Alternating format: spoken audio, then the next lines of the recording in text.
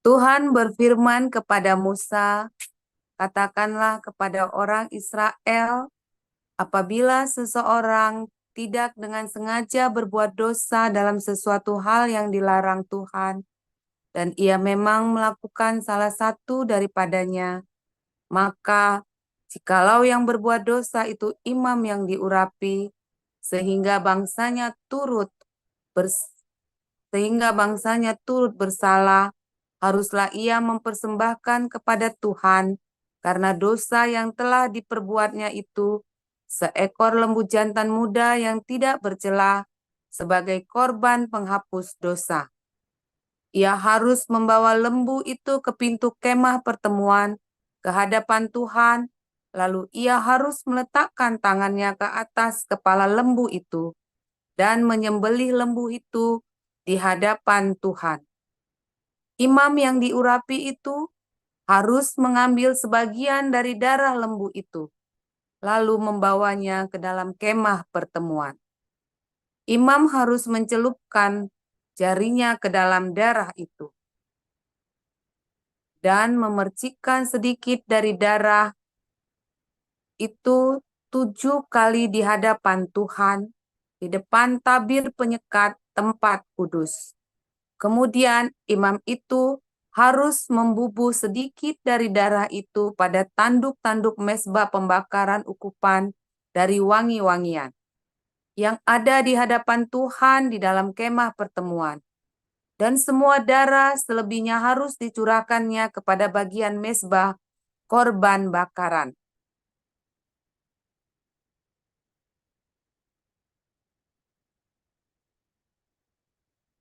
Di depan pintu kemah pertemuan, segala lemak lembu jantan korban penghapus dosa itu harus dikhususkannya dari lembu itu, yakni lemak yang menyelubungi isi perut dan segala lemak yang melekat pada isi perut, dan lagi kedua buah pinggang dan lemak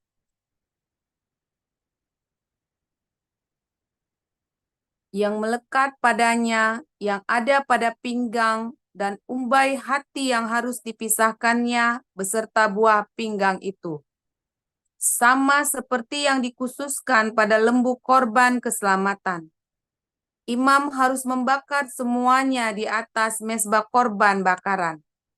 Adapun kulit lembu jantan itu dan segala dagingnya, beserta kepala dan betisnya, dan isi perutnya dan kotorannya. Jadi lembu jantan itu seluruhnya harus dibawanya keluar perkemahan ke suatu tempat yang tahir, ke tempat pembuangan abu. Dan lembu itu harus dibakarnya sampai habis di atas kayu api di tempat pembuangan abu. Jikalau yang berbuat dosa dengan tak sengaja itu segenap umat Israel dan jemaah tidak menyadarinya, sehingga mereka melakukan salah satu hal yang dilarang Tuhan, dan mereka bersalah, maka apabila dosa yang diperbuat mereka itu ketahuan, haruslah jemaah itu mempersembahkan seekor lembu jantan yang muda sebagai korban penghapus dosa. Lembu itu harus dibawa mereka ke depan kemah pertemuan. Lalu para tua-tua umat itu harus meletakkan tangan mereka di atas kepala lembu jantan itu di hadapan Tuhan. Dan lembu itu harus disembelih di hadapan Tuhan.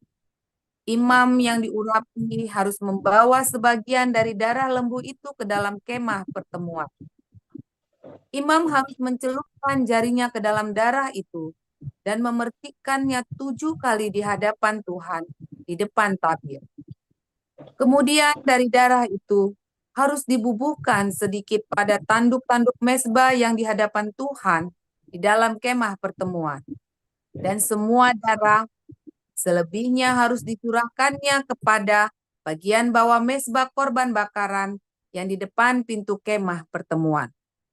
Segala lemak harus dikhususkannya dari lembu itu dan dibakarnya di atas mezbah. Beginilah harus diperbuatnya dengan lembu jantan itu. Seperti yang diperbuatnya dengan lembu jantan korban penghapus dosa, demikianlah harus diperbuatnya dengan lembu itu. Dengan demikian, imam itu mengadakan pendamaian bagi mereka, sehingga mereka menerima pengampunan. Dan haruslah ia membawa lembu jantan itu keluar perkemahan, lalu membakarnya sampai habis seperti ia membakar habis lembu jantan yang pertama. Itulah korban penghapus dosa untuk jemaah. Jikalau yang berbuat dosa itu seorang pemuka yang tidak dengan sengaja melakukan salah satu hal yang dilarang Tuhan Allahnya, sehingga ia bersalah, maka jikalau dosa yang telah diperbuatnya itu diberitahukan kepadanya, haruslah ia membawa sebagai persembahannya seekor kambing jantan yang tidak bercela. Lalu haruslah ia meletakkan tangannya ke atas kepala kambing itu dan menyembelihnya di tempat biasa orang menyembelih korban bakaran di hadap Tuhan. Itulah korban penghapus dosa. Kemudian haruslah imam mengambil dengan jarinya sedikit dari darah korban penghapus dosa itu, lalu membubuhkannya pada tanduk-tanduk mezbah korban bakaran. Darah selebihnya haruslah dicurahkannya kepada bagian bawah mezbah korban bakaran. Tetapi segala lemak harus dibakarnya di atas mezbah, seperti juga lemak korban keselamatan. Dengan demikian, imam mengadakan pendamaian bagi orang itu karena dosanya, sehingga ia menerima pengampunan. Jikalau yang berbuat dosa dengan tak sengaja, itu seorang rakyat jelata dan ia melakukan salah satu hal yang dilarang Tuhan, sehingga ia bersalah, maka jikalau dosa yang telah diperbuatnya itu diberitahukan kepadanya, haruslah ia membawa sebagai persembahannya karena dosa yang telah diperbuatnya itu seekor kambing betina yang tidak bercela. Lalu haruslah ia meletakkan tangannya ke atas kepala korban penghapus dosa dan menyembelih korban itu di tempat korban bakaran. Kemudian imam harus mengambil dengan jarinya sedikit dari darah korban itu, lalu membubuhnya pada tanduk-tanduk mezbah korban bakaran. Semua darah selebihnya haruslah dicurahkannya kepada bagian bawah mezbah. Tetapi segala lemak haruslah dipisahkannya, seperti juga lemak korban keselamatan dipisahkan. Lalu haruslah dibakar oleh imam di atas mezbah menjadi bau yang menyenangkan bagi Tuhan. Dengan demikian, imam mengadakan pendamaian bagi orang itu sehingga ia menerima pengampunan. Jika ia membawa seekor sebagai persembahannya menjadi korban penghapus dosa, haruslah ia membawa seekor betina yang tidak bercela. Lalu haruslah ia meletakkan tangannya ke atas kepala korban penghapus dosa itu dan menyembelihnya menjadi korban penghapus dosa di tempat yang biasa orang menyembelih korban bakaran. Kemudian imam harus mengambil dengan jarinya sedikit dari darah korban penghapus dosa itu, lalu membubuhnya pada tanduk-tanduk mezbah korban bakaran. Semua darah selebihnya haruslah dicurahkannya kepada bagian bawah mezbah. Tetapi segala lemak haruslah dipisahkannya, seperti juga lemak domba korban keselamatan dipisahkan. Lalu imam harus membakar semuanya itu di atas mezbah, di atas segala korban api-apian Tuhan. Dengan demikian, imam mengadakan pendamaian bagi orang itu karena dosa yang telah diperbuatnya, sehingga ia menerima pengampunan. Demikian. Ya, silakan, Bu Esther, lanjutkan.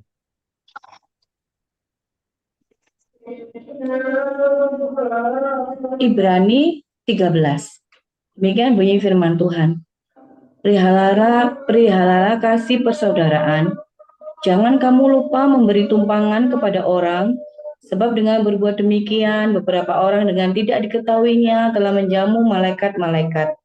Ingatlah akan orang-orang hukuman, karena kamu sendiri juga adalah orang-orang hukuman. Dan ingatlah akan orang-orang yang diperlakukan sewenang-wenang, karena kamu sendiri juga masih hidup di dunia ini. Hendaklah kamu semua penuh hormat terhadap perkawinan, dan janganlah kamu mencemarkan tempat tidur.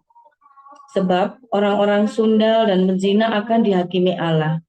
Janganlah kamu menjadi hamba uang, dan cukupkanlah dirimu dengan apa yang ada padamu, karena Allah telah berfirman, Aku sekali-kali tidak akan membiarkan engkau, dan aku sekali-kali tidak akan meninggalkan engkau. Sebab itu dengan yakin kita dapat berkata, Tuhan adalah penolongku, aku tidak akan takut. Apakah yang dapat dilakukan manusia terhadap aku? Ingatlah akan pemimpin-pemimpin kamu yang telah menyampaikan firman Allah kepadamu. Perhatikanlah akhir hidup mereka dan contohlah iman mereka. Yesus Kristus tetap sama, baik kemarin maupun hari ini, dan sampai selama-lamanya. Janganlah kamu disesatkan oleh berbagai-bagai ajaran asing, sebab yang baik ialah bahwa hati kamu diperkuat dengan kasih karunia dan bukan dengan berbagai makanan yang tidak memberi faedah kepada mereka, yang menuruti aturan-aturan makanan macam itu. Kita mempunyai suatu mezbah dan orang-orang yang melayani kemah tidak boleh makan dari apa yang di dalamnya, karena tubuh binatang-binatang yang darahnya dibawa masuk ke tempat kudus adalah ke tempat kudus oleh imam besar sebagai korban penghapus dosa dibakar di luar perkemahan. Itu jugalah sebabnya Yesus telah menderita di luar pintu gerbang untuk menguduskan umatnya dengan darahnya sendiri. Karena itu, marilah kita pergi kepadanya di luar perkemahan dan menanggung kehinaannya. Sebab di sini kita tidak mempunyai tempat tinggal yang tetap, kita mencari kota yang akan datang. Sebab itu, marilah kita oleh Dia senantiasa mempersembahkan korban syukur kepada Allah, yaitu ucapan bibir yang memuliakan namanya. Dan janganlah kamu lupa berbuat baik dan memberi bantuan, sebab korban-korban yang demikianlah yang berkenan kepada Allah. Taatilah pemimpin-pemimpinmu dan tunduklah kepada mereka, sebab mereka berjaga-jaga atas jiwamu, sebagai orang-orang yang harus bertanggung jawab atasnya. Dengan jalan itu, mereka akan melakukannya dengan gembira, bukan dengan keluh kesah, sebab hal itu tidak akan membawa keuntungan bagimu. Berdoalah terus untuk kami, sebab kami yakin bahwa hati nurani kami adalah baik, karena di dalam segala hal kami menginginkan suatu hidup yang baik. Dan secara khusus aku menasihatkan kamu, agar kamu melakukannya, supaya aku lebih lekas dikembalikan kepada kamu. Maka Allah damai sejahtera yang oleh darah perjanjian yang kekal telah membawa kembali dari antara orang mati Gembala Agung segala domba, yaitu Yesus Tuhan kita. Kiranya memperlengkapi kamu dengan segala yang baik untuk melakukan kehendak-Nya dan mengerjakan di dalam kita apa yang berkenan kepadanya oleh Yesus Kristus. Bagi Dialah kemuliaan sampai selama-lamanya. Amin. Dan aku menasihatkan kamu, saudara-saudara, supaya kata-kata nasihat ini kamu sambut dengan rela hati, sekalipun pendek saja suratku ini kepadamu. Ketahuilah bahwa Timotius saudara kita telah berangkat. Segera sesudah ia datang, aku akan mengunjungi kamu bersama-sama dengan dia. Sampaikanlah salam kepada semua pemimpin kamu dan semua orang kudus. Terimalah salam dari saudara-saudara di Itali. Kasih karunia menyertai kamu sekalian. Demikian. Amin. Terima kasih untuk Ibu Elia Esther dan Ibu Melinda Simarmata. Kita akan mendengarkan renungan firman Tuhan hari ini dengan judul Percikan Darah. Silakan Pastor Paul.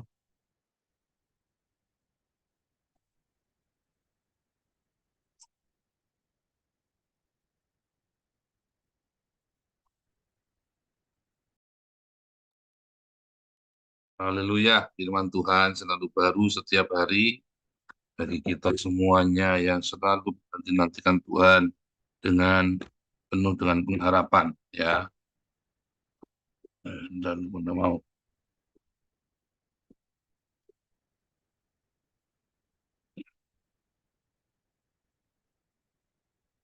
ya.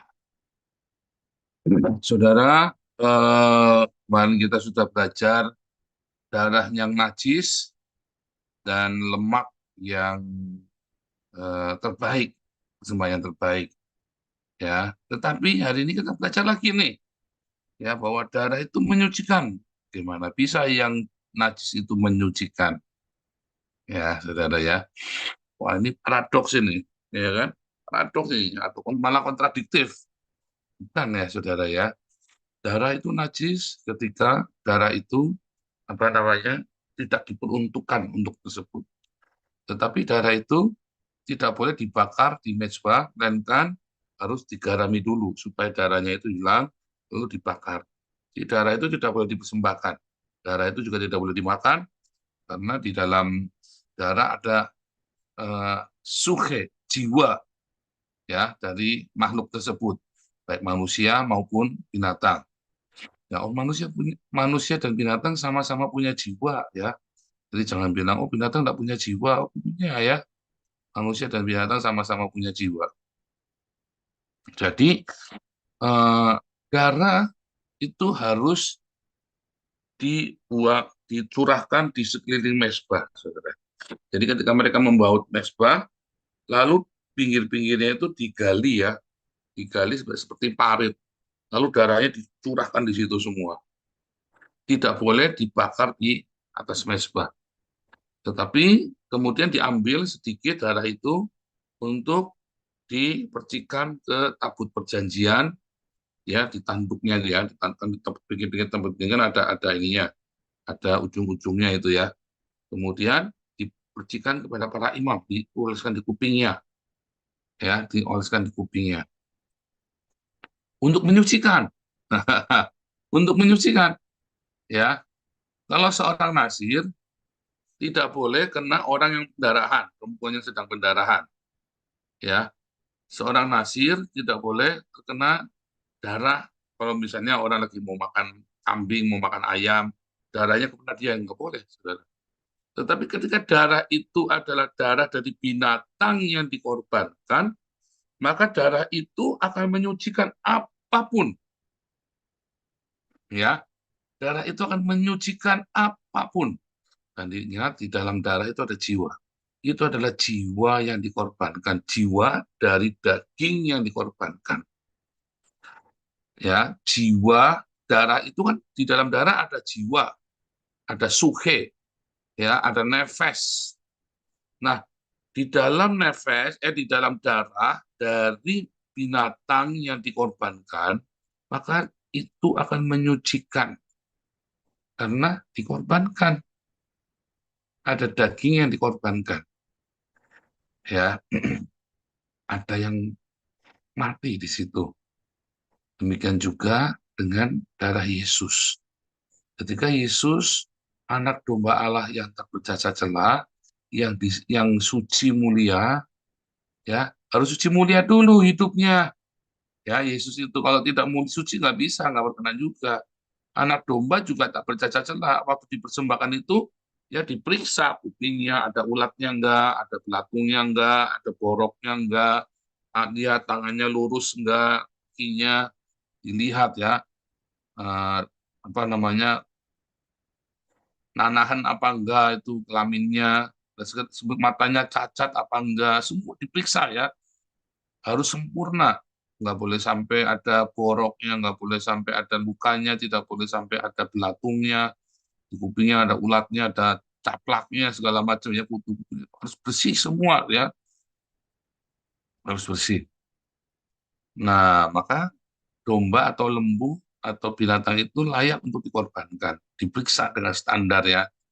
Demikian juga dengan anak domba Allah, yaitu Yesus Kristus adalah yang tidak bercacat celah, suci mulia kehidupannya, yang dikorbankan, dan kemudian darahnya yang menyucikan kita semua dan seluruh dunia, darah yang kekal, ya, yang menyucikan seluruh dunia, darah yang mahal, harganya telah lunas dibeli oleh darah Yesus. Jadi kamu yang masih tersinggungan, maka katanya belum lunas. Entah gimana caranya kok bisa belum lunas. Padahal darahnya itu amat mahal yang menebus umat manusia, seluruh umat manusia dari masa ke masa. Ya. Nah, lalu bagaimana dengan kita? Ya, ketika kehidupan kita suci, kehidupan kita yang menguduskan hidup kita, kita menyucikan, ya, kita melatih diri kita hidup di dalam kekudusan, maka kita akan masuk di dalam sebuah korban bakaran. Saudara, nggak sembarangan ya ketika Saya dulu pernah cerita orang kalau kamu lagi disakiti, kalau kamu lagi dianiaya, jadikanlah itu korban bakaran yang wangi bagi Tuhan. Nanti dulu. Kalau saudara lagi dianiaya karena saudara maling jemuran, jangan bilang itu korban bakaran buat Tuhan. Itu gundulmu peang, saudara. Karena Anda maling celana dalam, disambit sama orang, oh ini aniaya dari sorga. Oh saya pernah ketemu teman begitu ya. Saya lagi ketemu teman ngobrol-ngobrol, iya ini aduh Paul, saya sedang mengalami, saya sedang disembelih, disalibkan bagi Tuhan Yesus. Loh, kenapa? Iya, ini saya kemarin aduh terlibat di dalam kasus penggelapan, saya dituduh ini menggelapkan uang. Tetapi saya dengar memang dia benar-benar menggelapkan uang, ya. Itu bukan aniaya dari surga, Dul. Itu kamu bikin salah, oh memang perlu dipenjara. Itu bukan korban bakaran, saudara. Ya, itu bukan korban bakaran. Ketika kamu habis melakukan hal yang merugikan orang lain, lalu kamu dipenjara, atau kamu digebukin sama orang, ya, atau kamu, ya, misalnya kamu habis eh, melakukan hal yang tidak senonoh, lalu di broadcast di YouTube, lalu kamu bilang bahwa itu adalah korban bakaran bagi Tuhan. Saya ini sedang disalib bagi Tuhan Yesus. Gundulmu pengen, saudara. Kamu bukan disalib bagi Tuhan Yesus. Kamu sedang menuai apa yang kamu tabur. Bedakan itu, hati-hati, saudara ya. Itu bukan Betty, beda tipis. Itu kamu Belgi, belaga gila itu namanya. Ya, jadi kamu jangan jangan sok-sokan disalib bagi Kristus gara-gara maling celana dalam. Ya, saudara ya, gundulmu peang. Hati-hati, saudara. Itu bukan Betty. Itu kamu belaga gila Belgi. Ya, jadi korban bakaran itu adalah korban dari kekudusan kesucian hidupmu yang kemudian waktu kamu melakukan apa yang kamu ya itu berasal dari Tuhan yang suci dan mulia, lalu kamu masih difitnah, kamu masih dihina, kamu masih dianiaya. Itu yang namanya korban bakaran.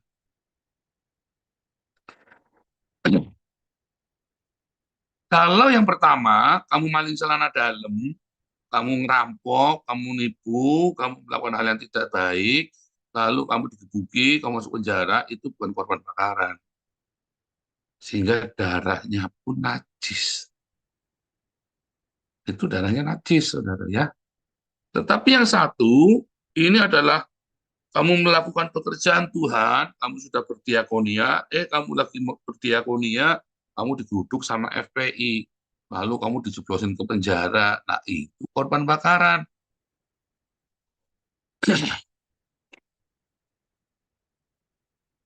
Ya, itu korban bakaran. Oh, saya dianiaya karena Kristus. Bukan, kamu bukan dianiaya karena Kristus. Kamu dianiaya karena kamu sedang maki-maki Islam. Nah, itu juga harus bedain. Banyak orang nggak ngerti bedanya ya, di penjara karena dia sedang memberitakan Injil, dan di penjara karena maki-maki, sedang maki-maki agama lain. Ya, itu juga Anda harus bedakan. Jangan berpikir itu martir. Loh, saya juga sadar, saudara ya, saya juga berhati-hati. Waktu saya sedang mengkritik Islam, saya saya menempatkan diri dalam satu ukuran terukur, bukan sekuat tenaga. Dan saya tidak mau jadi masuk penjara terus gara-gara saya maki-maki Islam. Makanya saya ke Eropa dulu. Karena ketika kemarin saya masuk penjara, itu saya bukan martir, saudara. Bukan saya sedang berada di dalam jalan Tuhan memberitakan Injil. Saya sedang marah dengan Indonesia. Ya, bukan sedang memberitakan Injil. Anda harus tahu bedanya. Ya, KC itu bukan sedang memberitakan Injil. Saya Fudin itu bukan sedang memberitakan Injil. Saya juga bukan sedang memberitakan Injil kemarin itu. Kita sedang mengkritik Islam. Ya, dan kita tahu Islam tidak bisa dikritik, pasti masuk penjara. Makanya saya harus pergi kemari. Takut dong, bukan takut. Saya masuk penjara konyol. Itu bukan martir. Kalau Ibu Ripka, Rebeka yang di Haurgelis itu, ya, dia sedang sekolah minggu. Dia sedang mengajar sekolah minggu. Dan dia dipenjara gara-gara bikin sekolah minggu di Haurgelis. Ya, berempat itu ya. Nah, itu baru namanya sedang memberitakan Injil dan dianiaya karena Injil. Anda harus tahu bedanya. Apa yang saya lakukan ini ada di antara itu. Saya sedang memberitakan Injil, tetapi di satu pihak saya sedang menyerang Islam. Jadi kalau saya masuk penjara kemarin, itu bukan saya sedang berjihad di jalan Tuhan, di jalan Tuhan Yesus, bukan. Saya sedang melakukan kritik sosial, ya itu. Dan saya tahu persis itu. Saya mengerti benar dan saya jujur. Ya, oh, ini menginjil KC memberitakan Injil lalu masuk penjara. Oh, kasihan nangis-nangis kita semua. Bukan dong dia masuk penjara bukan karena memberitakan Injil. Coba saya dulu memberitakan Injil di pinggir-pinggir jalan nggak pernah ada masalah. Mau digebukin iya. Ya, coba kamu beritakan Injil itu di pasar. Nggak akan masalah. Saksi Yehova itu memberitakan Injil tuh. Nggak ada masalah. Ya, ketika kamu menyerang Islam itu masalah. Ketika kamu cerita Yesus Tuhan, coba kamu teriak-teriak di Taman Anggrek. Yesus Tuhan, haleluya. Yesus Tuhan, haleluya. Nggak akan kamu masuk penjara. Ya, nggak akan kamu masuk penjara. Percaya saya di Taman Anggrek itu mau teriak-teriak. Ini kalau teriak ya, eh, sambil kamu bawa alat musik dan kamu nyanyi yang baik ya. Tapi kalau kamu tiba-tiba Allahu Akbar di Taman Anggrek, kalau kamu orang-orang pada kabur. Gitu. Tapi kalau kamu tanya Yesus Tuhan, haleluya, orang-orang pada nengok, ada apa nih orang? Oh, ada mau bikin apa nih, itu kan? Terus tiba-tiba kamu nyanyi choir bagus sekali, ya kan? Pop, bikin flash mob itu ya, itu keren, saudara ya. Kalau Allahu Akbar kan bukan flash mob nanti, adanya bom meledak. Nah, kalau saya ngomong begini itu tadi bukan memberitakan Injil itu tadi, saya sedang mengkritik Islam. Tahu bedanya ya, saudara? Ya. Jadi Anda harus jujur ketika apa yang sedang Anda lakukan, gitu ya. Nah, makanya kita harus jujur dengan diri kita sendiri, ya.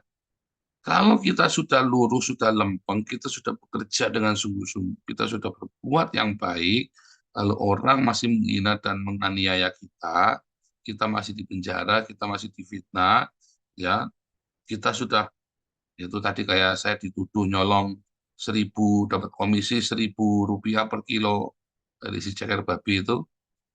Nah, itu saya sedang difitnah karena kebenaran.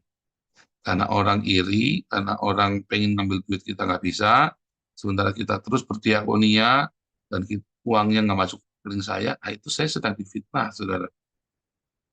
Itu bedanya. Maka, itu adalah korban bakaran. Ketika saya nggak membalas, maka itu adalah korban bakaran yang harum baunya di hadapan Tuhan.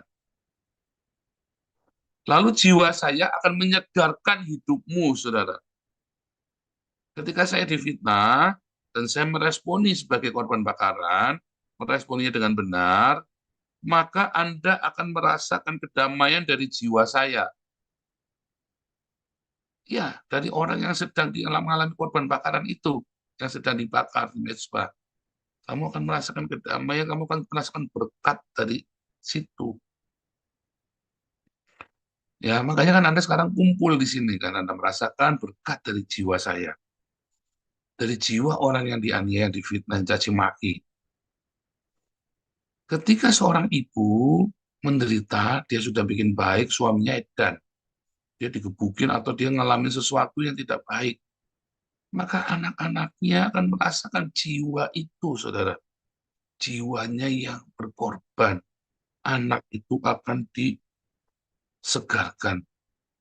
Waktu mami saya itu teraniaya oleh papi saya kan bukan suami yang baik.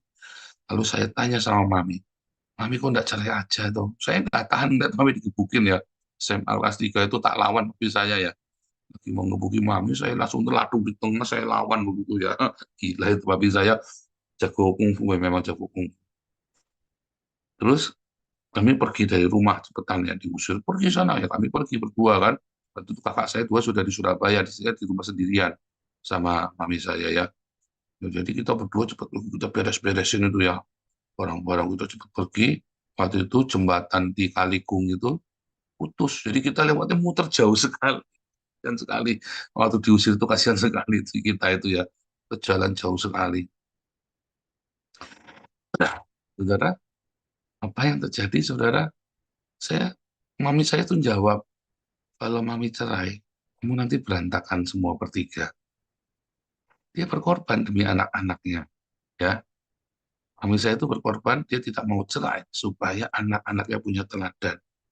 Makanya waktu saya pacaran sama Ana itu, saya kan ada satu teman lagi, dia bilang, mami lebih suka sama Ana, karena orang tuanya nggak bercerai. Sepele sekali ya saudara ya, saya maaf ya saudara, yang saya tidak menganggap Anda yang cerai itu terus nanti nggak baik. Minta kemuliaan dari Tuhan ya buat anakmu. Yang sedang saya sampaikan adalah, kalau, kalau kamu tidak bercerai, maka kamu akan menjadi berkat. Saya sering bilang, kalau orang tua nggak mau disalib, anaknya yang disalib loh nanti. Kamu ada konflik dan kamu nggak mau disalib dua-duanya. Anaknya nanti yang tanggung, lihat papa mamanya berantem terus. Lihat mamanya jadi algojo, bapaknya jadi algojo. Satu wankong lawan lawan siluman ular. Wah, kalau di rumah antara Sunggokong sama siluman ular tiap hari. Ya saudara ya. Aduh, pusing. Anaknya lihat. Anaknya akan merekam. Tapi kalau ada yang mau disalib, satu saja salah satu mau disalib, anaknya akan baik tetap. Walaupun dia tahu. Mengalahnya bukan karena teraniaya, bukan karena tahu dengan satu tujuan. Nah, ada suami-suami yang ditindas istrinya. Ya, tapi kalau dua-duanya mau disalib, wah haleluya puji Tuhan. Anak-anaknya akan sangat diberkati. Dan memang dalam pernikahan yang bahagia, suami dan istri sama-sama disalib. Ya kan, sebetulnya kan sama-sama disalib. Maka ada Eden di situ. Ya kan, ada surga, kerajaan Allah datang di dalam rumah tangga itu karena dua-duanya mau disalib, mau dikorbankan. Jangan mau berkorban. Anda kan nggak mau, tapi kan dikorbankan. Makan hati kan, korban perasaan tiap hari. Nah, itu kan perasaan. Jiwamu yang akan menyegarkan anak-anak. Orang yang dekat-dekat dengan kamu bahagia, senang, merasakan damai sejahtera. Orang kalau masuk rumah saya semua sejahtera, damai. Ya, ya kita tanpa sengaja kita ngonselingin orang-orang bule-bule ini yang datang ke rumah ya. Kalau mereka kalau datang tuh sampai nangis-nangis, kita bukan konselor ya. Tetapi mereka kalau datang sampai nangis-nangis cerita, terus kita cuma cerita hal yang sepele. Nah, saya cuma cerita yang sepele, saya yang jahat, istri saya yang baik, yang lembut hatinya itu, yang kemudian kami dipulihkan. Lalu mereka itu biasanya menangis dan mengaku dosa, saudara. Kita nggak nanya ngaku dosa. Duh, maaf ya, aku terlalu emosional. Nggak apa-apa. Kita juga mengalami. Yuk, ada pasangan sahabat saya di sini mau cerai, saudara ya. Saya sudah pisah rumah ya. Saya bilang, saya lihat di sini kita undang makan. Habis makan, ya itu tadi curhat nangis, saudara ya. Akhirnya mereka sekarang baik. Dan senang kalau datang diundang kembali, senang ya.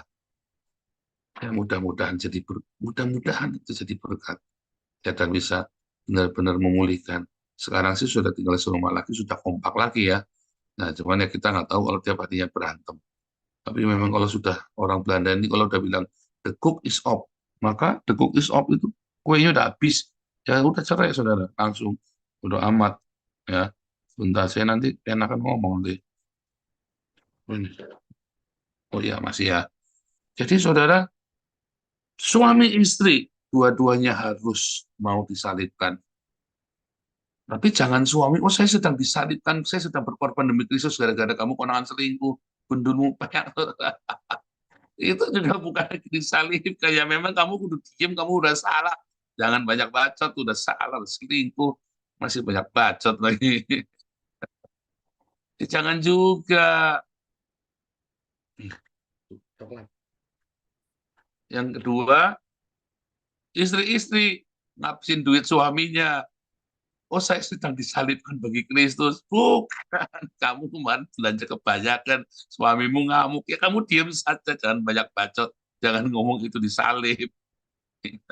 Kartu kreditnya jebol 100 juta, istri suamimu cekelan batu, kamu aduh dimarahin pagi sore A B C D set sampai balik lagi set balik lagi A set balik lagi tiap pagi pagi siang malam itu kamu bukan disalib, memang kamu harus diomelin tuh. Bagus nggak dicerai lu. Itu ya. Kemarin ingat nggak ceritanya Ibu Vanessa dulu ya, 2 tahun yang lalu pernah kesaksian di sini ya. Ibu Vanessa ini sampai menghabiskan seluruh kartu kredit, semua dimentokin semua kartu kredit suaminya gara-gara judi. Waktu saya dengar itu, suami kamu nggak ceraikan kamu. Saya sampai melongo, ini orang-orang bule Belanda ya. Enggak. Dalam keluarga suami saya nggak ada yang cerai, Pak Paul. Jadi saya diem, dia diem, nggak marah, dia cuma diem sampai saya merasa salah sendiri. Maka terus kartu kreditnya saya gunting di depan suami saya. Ya sekarang suami saya bayarin kartu kredit saya. Dia bilang, nggak dicerai ini tuh. Enggak.